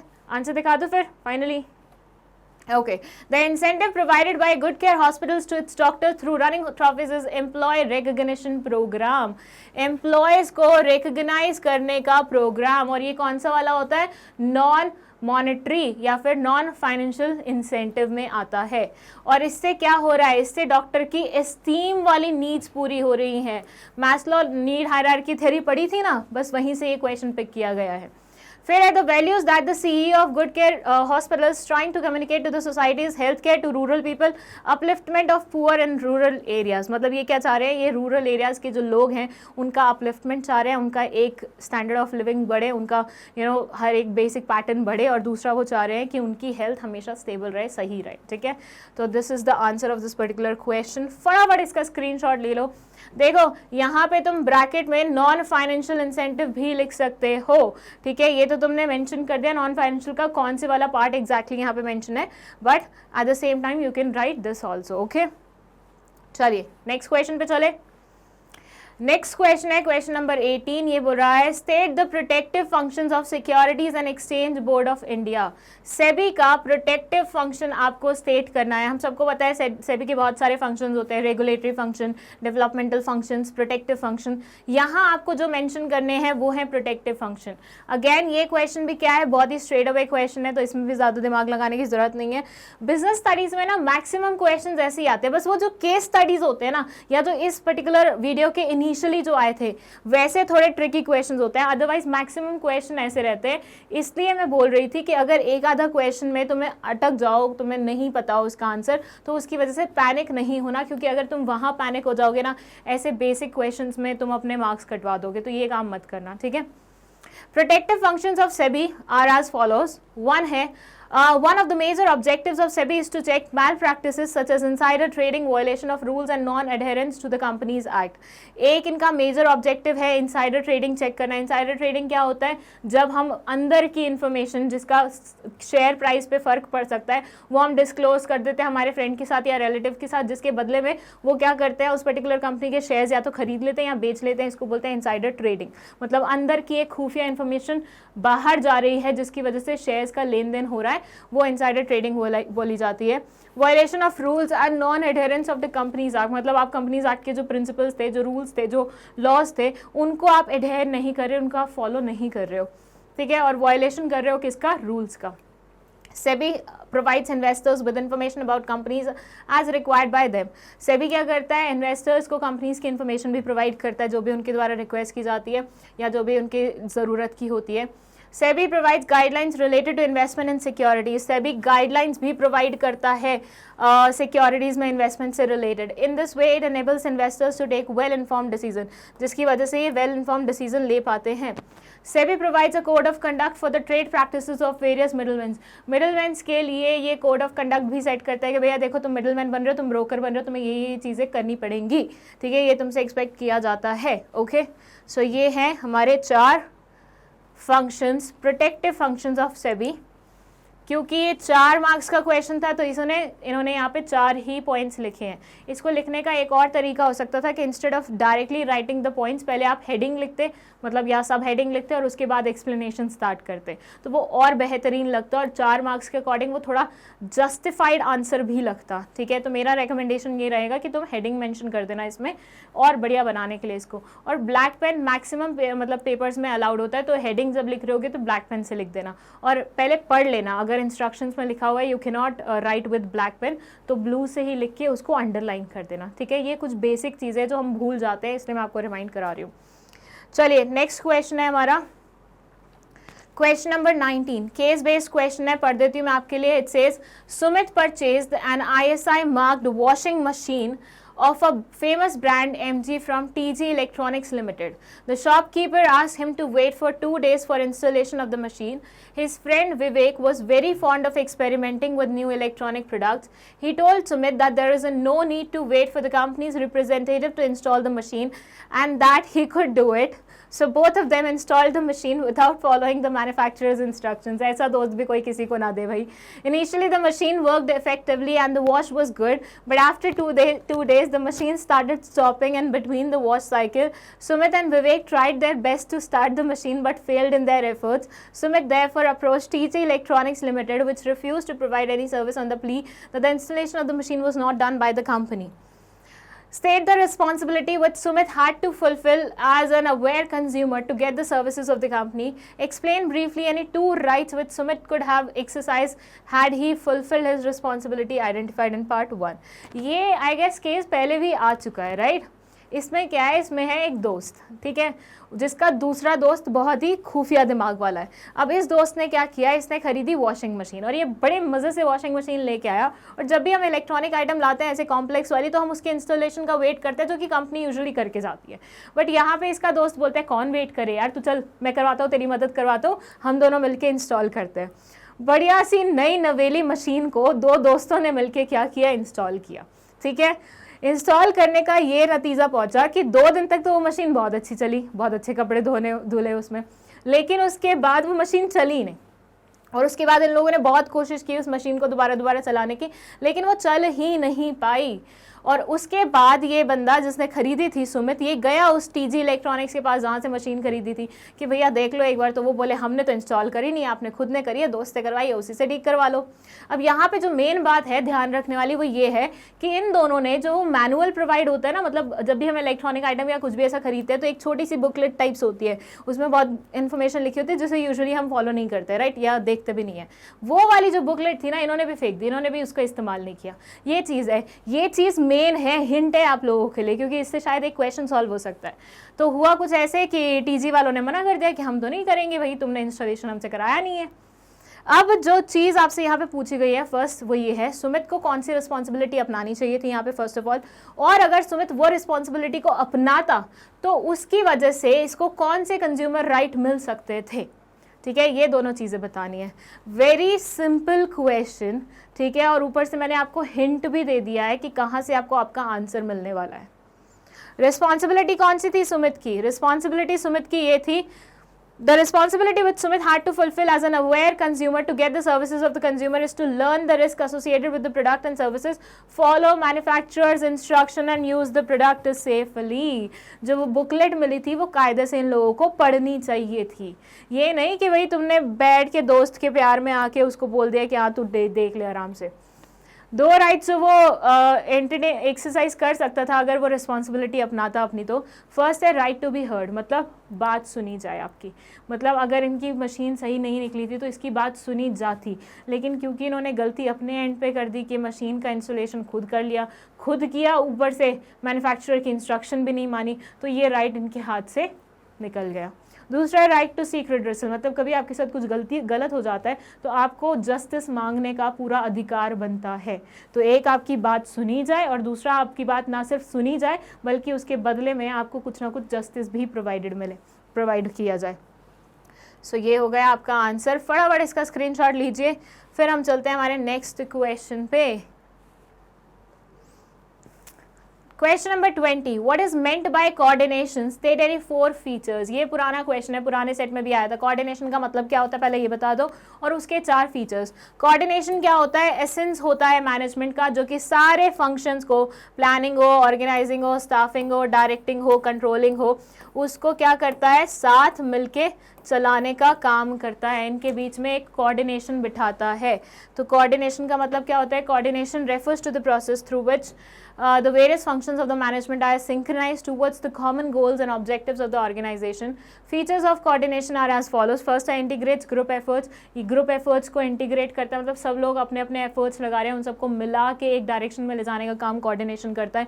टीम एक्टिविटी, कोऑर्डिनेशन एक ही सिंगल इंसान का काम नहीं होता.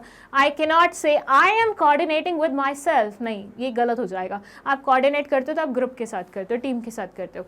Collective enforcement. The primary aim of coordination is to combine the contribution of all the employees. It is a function which unifies the different functions of management. It makes sure that the employees of an organization works synchronously towards achieving organizational goals. मतलब सबके collective enforce, मतलब सब मिलके इकट्ठे इस चीज़ को enforce करते हैं। Recurring process है, मतलब बार बार अकर होगा, once करके ख़त्म नहीं हो जाता है इसका सेंस। ठीक है, सो ये हो गया आपका आंसर। फटाफट इसका स्क्रीनशॉट ले लीजिए। उसके बाद हम चलते हैं हमारे नेक्स्ट क्वेश्चन पे। इसका भी स्क्रीनशॉट लीजिए एंड दैट्स इट। चलिए नेक्स्ट क्वेश्चन पे चलते हैं। ये है क्वेश्चन नंबर 21। ये बोल रहा है Konark limited is an electronic goods manufacturing enterprise situated in Shivpuri Madhya Pradesh. It is earning a very low revenue in comparison to competing electronic goods manufacturing enterprise Nova Limited situated in Mumbai. Both Konark and Nova's operation are affected directly by the investors, consumers, competitors and suppliers which are unique to their respective locations. In addition to this, individual firms of this field are affected directly, indirectly by the factors like the money supply in the economy, composition of the families, the technological changes, etc. Identify and state the feature of the concept discussed in the above paragraph. Also state any 4 points of importance of this concept. चलिए पहले इसकी हिंदी समझ लेते हैं। Konark Limited is an electronic goods manufacturing enterprise situated in Shivpuri, MP. Konark Limited करके एक electronic goods manufacturing enterprise है जो कि कहाँ सिचुएटेड है? शिवपुरी में, मध्य प्रदेश में। It is earning a very low revenue in comparison to a competing electronic goods manufacturing enterprise Nova Limited जो कि मुंबई में सिचुएटेड है। मतलब जब इनके रेवेन्यूज कंपेयर किए जाते हैं तो नोवा लिमिटेड के ज़्यादा रेवेन्यूज जनरेट हो पा रहे हैं जो कि मुंबई में सिचुएटेड है। Both Konark and Nova operations are affected directly by the investors, consumers, customers, competitors and suppliers which are unique to their respective locations. जो इनके ऑपरेशंस हैं वो बेसिकली डायरेक्टली अफेक्ट हो रहे हैं इन्वेस्टर्स, कस्टमर्स, कॉम्पिटिटर्स और सप्लायर्स की वजह से, जो कि इनके रिस्पेक्टिव लोकेशंस में यूनिक हैं। In addition to this, individual firms of this field are affected indirectly by the factors like money supply in the economy, composition of the families and the technological changes etc. इसके साथ साथ individual firms जो हैं इस field में वो indirectly affect होती हैं ऐसे फैक्टर्स की वजह से, जैसे कि इकोनॉमी में मनी सप्लाई क्या है, कॉम्पोजिशन क्या है फैमिलीज का, टेक्नोलॉजिकल चेंजेस क्या क्या हो रहे हैं एक्सेट्रा। अब 2 पॉइंट्स जो यहाँ पे आपसे पूछे गए हैं, फर्स्ट है identify and state the feature of the concept discuss in the above paragraph. आपको आइडेंटिफाई करना है और स्टेट करना है वो फीचर कॉन्सेप्ट का जो कि ऊपर वाले पैराग्राफ में डिस्कस किया गया है। और सेकेंड है state any also state any 4 points of importance of this concept. मतलब जो भी कॉन्सेप्ट आपने पता लगाई है उसके 4 इंपॉर्टेंस के पॉइंट्स आपको बताने हैं। ठीक है, तो ये छोटू सा ही केस स्टडी है डायरेक्ट और इनडायरेक्ट फैक्टर्स जो अफेक्ट करते हैं उससे रिलेटेड, और अब आपको बताना है कि कौन से वाला कॉन्सेप्ट डिस्कस किया गया है। एंड द आंसर इज, अगर आपको आंसर अभी नहीं बन रहा है तो पहले 2 सेकेंड पॉज करके अपने दिमाग से आंसर पूछो, फिर देखना। The feature of business environment discussed in the above paragraph is specific in general forces. यहाँ पे सबसे पहले ये चैप्टर कौन से चैप्टर, ये क्वेश्चन कौन से चैप्टर से उठाया गया है? बिजनेस एनवायरनमेंट से, क्योंकि फैक्टर्स की बात हो रही थी जो बिजनेस फर्म को अफेक्ट करते हैं, राइट? डायरेक्ट फैक्टर्स और इनडायरेक्ट फैक्टर्स। अब यहाँ पे स्पेसिफिक और जनरल फैक्टर्स की बात हुई है, जैसे कि कस्टमर्स लिखा हुआ था, इन्वेस्टर्स लिखा हुआ था, वो स्पेसिफिक हो जाते हैं। फिर उसके बाद मनी सप्लाई कितनी है, वो कितना है, लोगों के कॉम्पोजिशन क्या है फैमिलीज का, वो सब लिखा हुआ था, तो वो कौन से फैक्टर्स में आते हैं? वो जनरल फैक्टर्स में आते हैं। तो बिजनेस एनवायरनमेंट से ये चैप्टर मतलब से ये क्वेश्चन उठाया गया है। सेकंड, जनरल और स्पेसिफिक फैक्टर्स के बारे में यहाँ पे बातचीत हो रही है। थर्ड, दिस से specific factors refers to external forces और institution which exist outside an organisation and with which an organisation has to interact during its working course. General forces refer to those external forces which exhibit broad trends and conditions affecting all the organisation. फिर points highlight करते हैं जो वो हैं। First है accumulating useful resources, adjusting to changes, formulating plans and policies, improving performance। एक एक करके समझ लेते हैं। First, environment offers itself as a source of inputs such as raw material, machinery, labor for the running of the organization. In return, the business supplies the environment with this output. This is possible only if the enterprises have an understanding of what the environment desires and what it offers. Okay, what they are saying is simple way में समझते हैं कि भैया देखो, एक business कैसे काम करता है, सोसाइटी में रह के काम करता है, राइट। सोसाइटी से ही वो सारे रिसोर्सेज लेता है, वहीं के रिसोर्सेज इस्तेमाल करता है और वो इस्तेमाल करके वो अपना काम चलाता है। तो जितने भी यूजफुल रिसोर्सेज हैं उनका एक्यूमुलेशन कहाँ से होता है, बिजनेस एनवायरनमेंट से होता है। Second, adjusting to changes, business environment is dynamic in nature and is prone to numerous socio economic changes. A careful analysis and understanding of the environment helps an enterprise to adapt to it changes and timely action can take timely actions. अगर हम business environment की पूरी नज़र रखें, business environment पे पूरा नज़र रखेंगे, क्योंकि बिजनेस एनवायरनमेंट हमेशा बदलता रहता है, तो ऑर्गेनाइजेशन को भी उसके साथ अपने आप को बदलना पड़ेगा, राइट। तो जब हम नज़र रखेंगे उनके ऊपर तो कहीं ना कहीं हम पहले से ही तैयार हो जाएंगे कि भैया ये चेंज आने वाला है, तो हमें अपने ऑर्गेनाइजेशन को उस चेंज के लिए प्रिपेयर्ड रखना है। तो जितने भी चेंजेस आते हैं वो हमारे लिए शॉक्स और सरप्राइजेस का काम नहीं करते, बिकॉज हम पहले से ही थोड़ा सा उससे एडजस्ट करने के लिए तैयार बैठे होते हैं। Formulating plans and policies, business environment को ही समझ के हम अपनी प्लान्स एंड पॉलिसीज बनाते हैं, क्योंकि हमें चाहिए होता है हमारे प्लान्स एंड पॉलिसीज इस बिजनेस एनवायरनमेंट में वर्क करे और वो इफेक्टिव प्रूव हो। इंप्रूविंग परफॉर्मेंस, जब हर एक चीज़ हमने बिजनेस एनवायरनमेंट को ध्यान में रखते हुए बनाई होगी तो हमारी हर एक चीज़ अच्छी रहेगी, हमारी हर एक चीज़ अच्छी रहेगी, तो ऐसे में हमारा बिजनेस कैसे चलेगा, बहुत बढ़िया तरीके से चलेगा और हमें ग्रोथ और एक्सपेंशन आराम से मिल पाएगी। ठीक है, तो ये हो गया हमारे पॉइंट्स। आप फटाफट इसका स्क्रीनशॉट ले लीजिए, ये तो क्वेश्चन है, this is the first question का आंसर, ये सेकेंड क्वेश्चन का आंसर है। फिर ये आ गया question number 22। It says, after acquiring the necessary knowledge and skills on starting an aloe vera farm, Ashok wanted to be the leading manufacturer of aloe vera products worldwide. He observed that the products were expensive as the demand of the product was more than supply. He was also keen to promote methods and practices that were economically viable, visible, environmentally sound, visible नहीं viable आना चाहिए, and at the same time practicing public health. Ashok's main consideration was about the amount of money paid by the consumers in consideration of the purchase of the aloe vera products. He also thought that the competitors' prices and their anticipated reactions must also be considered for this. After gathering and analyzing information and doing correct marketing planning, he came to know that the consumers compare the value of the products to the value of the money which they are required to pay. The consumers will be ready to pay a product when they perceived that the value of the product is at least equal to the value of money which they would pay. Since he was entering into a new market, he felt that he may not be able to cover all the costs. He knew that in a long run, the business will not be able to survive unless all the costs are covered in addition to the minimum profit. He examined the quality and features of the products of their competitors and the anticipated reactions of the consumers. Considering the same, he decided to add some unique features to the packaging and also decided to provide free home delivery of the products. चलिए पहले इतने की हिंदी कर लेते हैं, उसके बाद आगे बढ़ेंगे। It says, after acquiring the necessary knowledge and skills on starting an aloe vera farm, एक बार अशोक, कोई बंदा है जिसके बारे में ये पूरा केस स्टडी है, उस इंसान ने पूरी नॉलेज और स्किल एक्वायर करी किस चीज़ की, एलोवेरा फार्म स्टार्ट करने की। आजकल आपने देखा होगा कितने बिजनेसेस एलोवेरा फार्म के अकॉर्डिंग ही चल रहे हैं। मैं इतना क्यों फंबल कर रही हूँ, एलोवेरा फार्म के अकॉर्डिंग ही चल रहे हैं, मतलब एलोवेरा उगाते हैं और उसी से मतलब कंपनीज़ को बेचते हैं, क्योंकि आजकल बहुत सारी कंपनीज़ क्या कर रही हैं, जेल बनाती हैं, क्रीम्स में इस्तेमाल करती हैं, कॉस्मेटिक प्रोडक्ट्स बनाती हैं एलोवेरा का इस्तेमाल करके, राइट। तो वो सारा का सारा खरीद लेती हैं इन फार्मर से आराम से, और इसकी वजह से बहुत सारे लोग आज की डेट में बहुत अच्छा पैसा कमा पा रहे हैं। तो इस भाई साहब, अशोक भाई साहब ने भी सोचा कि चलो अपन भी ये काम करते हैं, तो नॉलेज वगैरह एक्वायर कर ली। अशोक चाहते थे कि वो लीडिंग मैन्युफैक्चरर बने एलोवेरा प्रोडक्ट्स के वर्ल्ड वाइड, ठीक है। He observe that the products were expensive as the demand of the products was more than the supply. Products बहुत ही एक्सपेंसिव थे क्योंकि डिमांड ज़्यादा थी सप्लाई के कंपैरिजन में, ठीक है। He was also keen to promote methods and practices that were economically viable.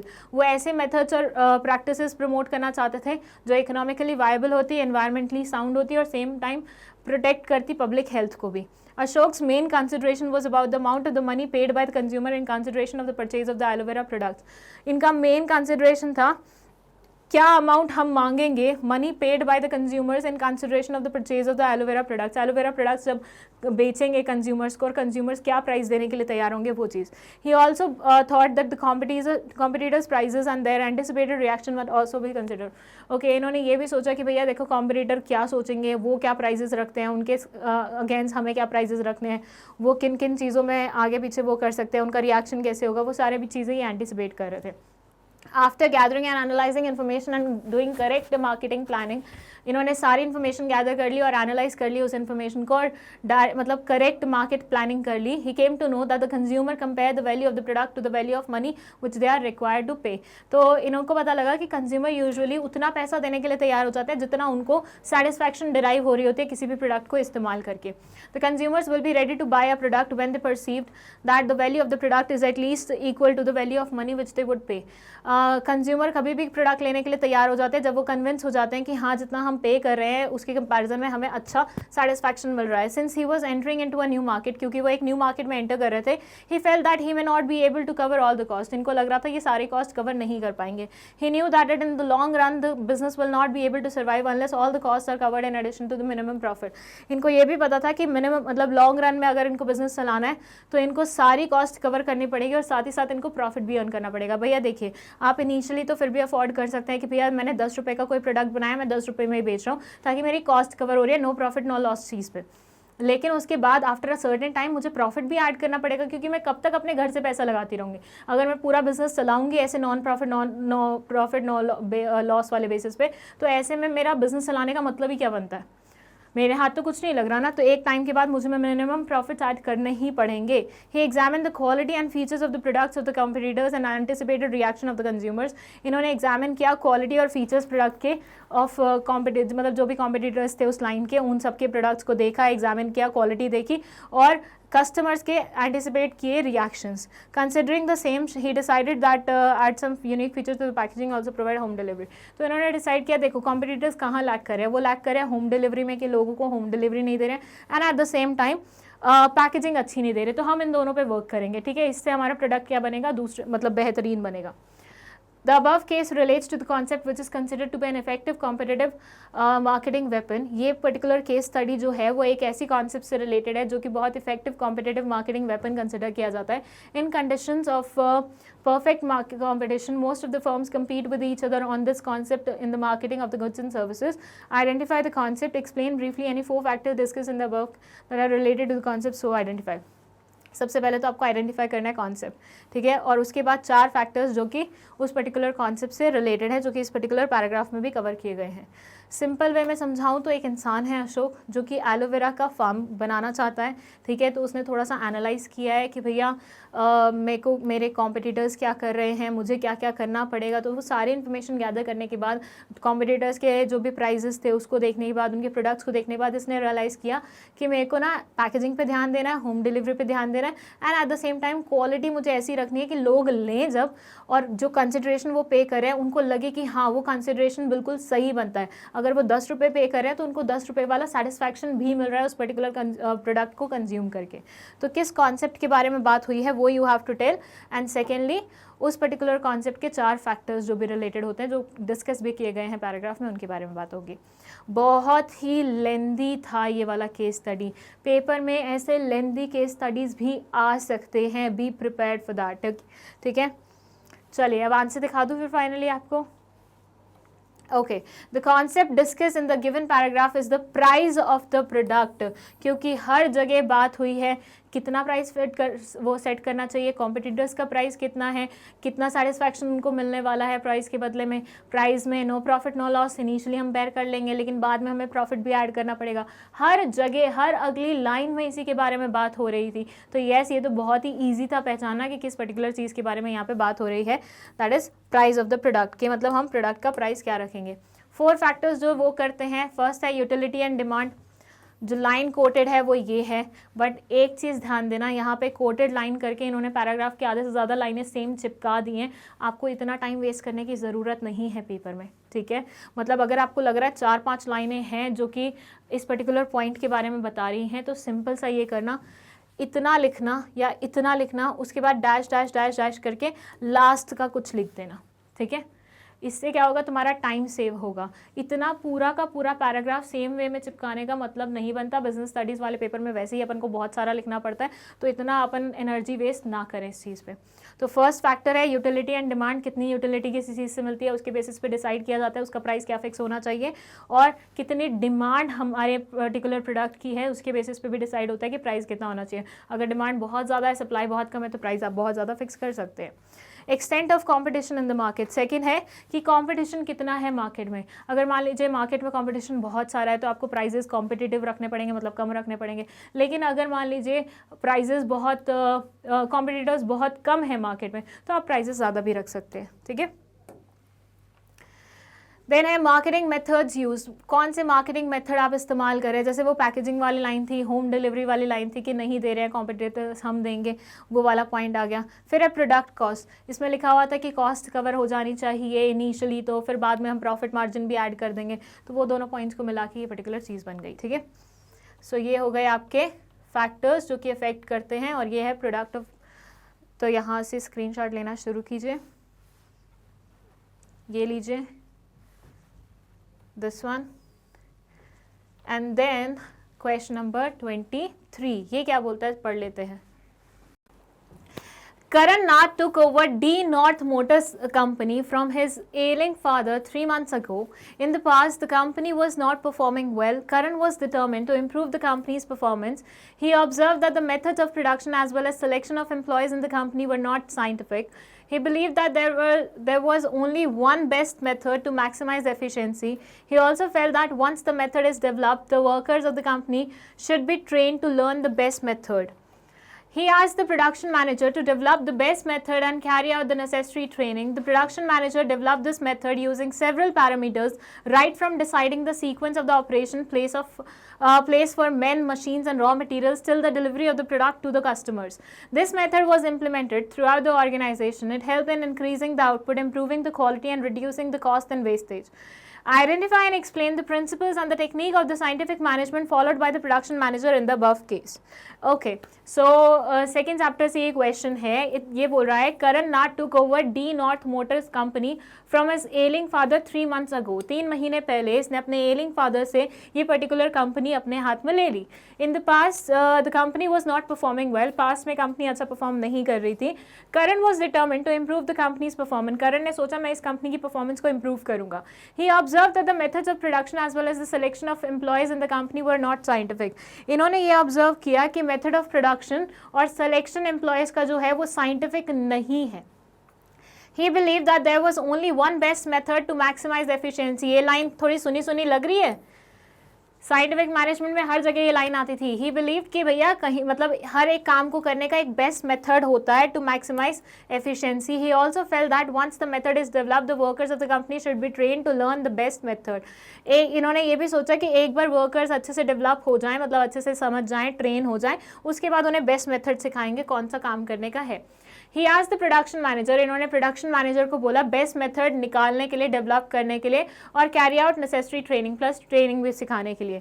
The production manager develop this method using several parameters right from deciding the sequence of operations, place for man, machine and raw materials till the delivery of the product to the customers. Production manager ने develop किया एक method जिसमें several parameters थे, ये decide करने से लेके कि सीक्वेंस क्या रहेगा ऑपरेशंस का, प्लेस क्या रहेगी लोगों की, मशीन की, रॉ मटेरियल्स की, से लेके कहाँ तक का, डिलीवरी कैसे जाएगी प्रोडक्ट्स की कस्टमर्स के पास.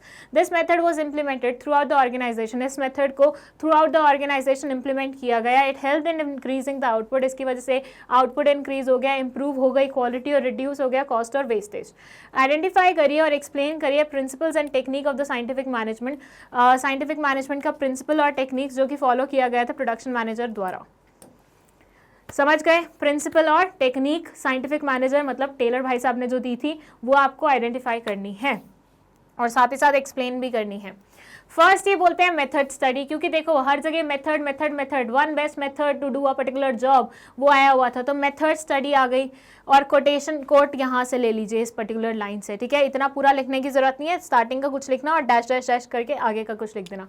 फिर science not rule of thumb, ये बोलते हैं कि भैया देखो हिडन ट्रायल नहीं चलता है हर जगह, थंब रूल नहीं चलता है, आपको चीज़ें लॉजिकल वे में करनी होती हैं, साइंटिफिक तरीके से करनी होती हैं. और ये थी लाइंस जो इसको पर्टिकुलर चीज़ को दिखाती है.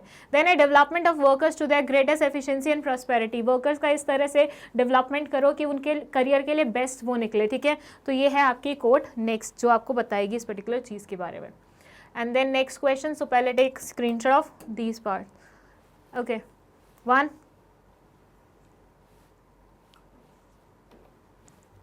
ठीक है. चलो 24th क्वेश्चन क्या बोलता है, Moga industries limited approached a well established university in the city of Madurai to recruit qualified personal for various technical and professional jobs. They selected Tanya, Ritu, Garima and Chetan for various vacancies in the organization. After the selection and placement, Moga Industries Limited felt the need to increase the skills and abilities and the development of positive attitude of the employees to perform their specific jobs better. The company also realized that learning new skills would improve the job performance of the employees. Hence, the company decided to take action for the same.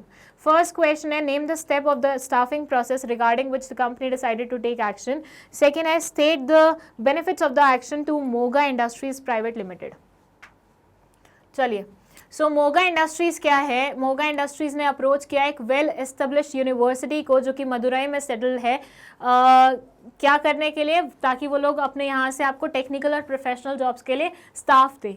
जब हम universities में जाते हैं और वहाँ से fresh talent को लेके आते हैं, स्टाफिंग में पढ़ा था ना, इसको क्या बोलते हैं, बस वही चीज़ हो रही है. दे सेलेक्टेड तान्या, इन्होंने तान्या, रितु, गरिमा और चेतन को सेलेक्ट किया अलग अलग वैकेंसीज के लिए. After the selection and placement, Moga industries felt the need to increase the skills and abilities. एक बार सेलेक्ट करने के बाद इनको समझ में आया मोगा लिमिटेड वालों को कि स्किल्स और एबिलिटीज़ को इंक्रीज करने की ज़रूरत है, पॉजिटिव एटीट्यूड को डेवलप करने की जरूरत है ताकि वो अपने अपने जॉब्स को अच्छे तरीके से कर सके, इन लड़के और लड़कियों का. The company also realise that learning new skills would improve the job performance. Company ने ये भी रियलाइज किया कि नए नए स्किल्स सीखेंगे तो जॉब परफॉर्मेंस भी इंप्रूव होगा इन बच्चों का. Hence the company decided to take action for the same. इसलिए कंपनी ने सोचा कि हम एक्शन लेते हैं इस पर्टिकुलर चीज़ के लिए. आपको बताना है name the step of the staffing process regarding which the company decided to take action. जो ये कंपनी एक्शन लेना चाह रही है, स्टाफिंग प्रोसेस का कौन से वाला स्टेप है, और state the benefits of action to Moga industries limited. और बेनिफिट्स क्या होंगे इस पर्टिकुलर एक्शन के मोगा इंडस्ट्रीज को, ना कि ऋतु और चेतन वगैरह को, मोगा इंडस्ट्रीज को उसके बेनिफिट्स क्या होंगे वो बताने हैं. तो पहले तो स्टेप बता दो और उसके बाद बेनिफिट्स क्या होने वाले हैं. स्टेप तो बहुत ही सिंपल है भैया, यहाँ पे हो रही है ट्रेनिंग एंड डेवलपमेंट, क्योंकि बार बार उस चीज़ के बारे में लिखा हुआ है. और कंपनी को उससे क्या बेनिफिट होगा, लेस वेस्टेज होगी, हायर प्रॉफिट्स होंगे. कैसे, किसी भी एक्सपर्ट इंसान से तुम काम कराओगे तो वो रिसोर्सेज को वेस्ट नहीं करेगा, रिसोर्सेज वेस्ट नहीं होंगे तो रिसोर्सेज का ऑप्टिमम यूटिलाइजेशन होगा, जिसकी वजह से कहीं ना कहीं जो कंपनी है वो अच्छा प्रॉफिट भी अर्न कर पाएगी, right.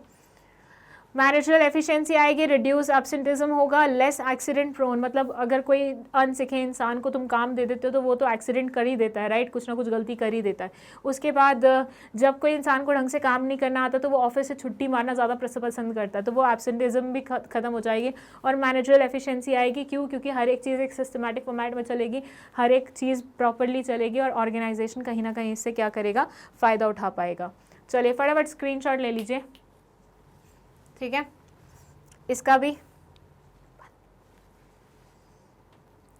Now let's move to our last question, question number 25. It says, explain briefly any 4 factors affecting the fixed capital requirement of an organization.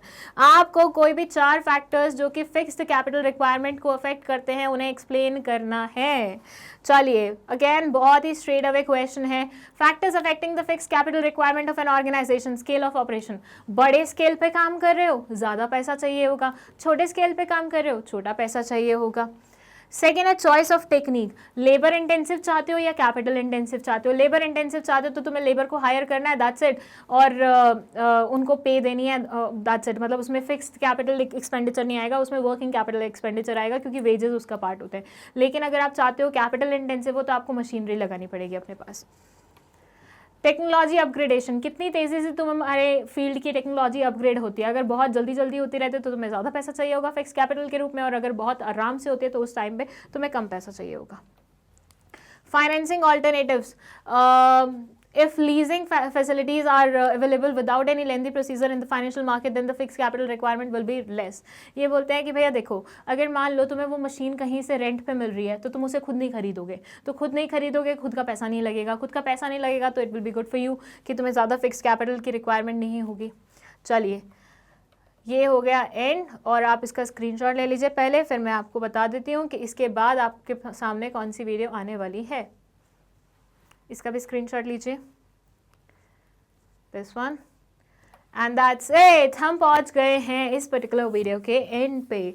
यहाँ ये प्रीवियस ईयर क्वेश्चन पेपर का solution complete होता है। आई hope आपको बहुत अच्छे से समझ में आया होगा। कोई भी डाउट है कमेंट सेक्शन में लिख दीजिए। बाकी के जो प्रीवियस ईयर के क्वेश्चन पेपर सॉल्यूशन है वो मैंने बनाए हैं, उसका लिंक आपको प्लेलिस्ट में मिल जाए, मतलब लिंक जो प्लेलिस्ट का है वो डिस्क्रिप्शन बॉक्स में मिल जाएगा। अब साथ ही साथ मैं आपको बता देती हूँ कि आप मैग्नेट ब्रेन्स को गूगल पे कैसे सर्च कर सकते हैं। गूगल पे जाके you just have to type magnetbrains.com, आपको वेब पेज दिख जाएगा। यहाँ just search for the CBSE English medium class 12th, and class 12th को सर्च करते ही आपको सारे क्लास 12th के टीचर्स दिख जाएंगे, जिसमें आपको मैं भी दिख जाऊंगी। और आपको बस इसको क्लिक करना है, जो भी बुक आप देखना चाहते हैं फर्स्ट या सेकंड, और आपको चैप्टर्स पे जाना है, जो भी लेक्चर आप देखना चाहते हैं उस पर स्पेसिफिकली, एंड देन वीडियो खुल जाएगी, वीडियो देख सकते हैं आप। एंड दैट्स इट, मतलब आप वीडियो देख के अपने जितने भी डाउट्स हैं उनको क्लियर कर सकते हैं। आई होप आपको सब कुछ बहुत अच्छे से समझ में आया है। बहुत अच्छे से प्रिपेयर कीजिए और बहुत अच्छे मार्क्स लाइए इस टाइम के एग्जाम में। अच्छा, thank you so much for watching this video.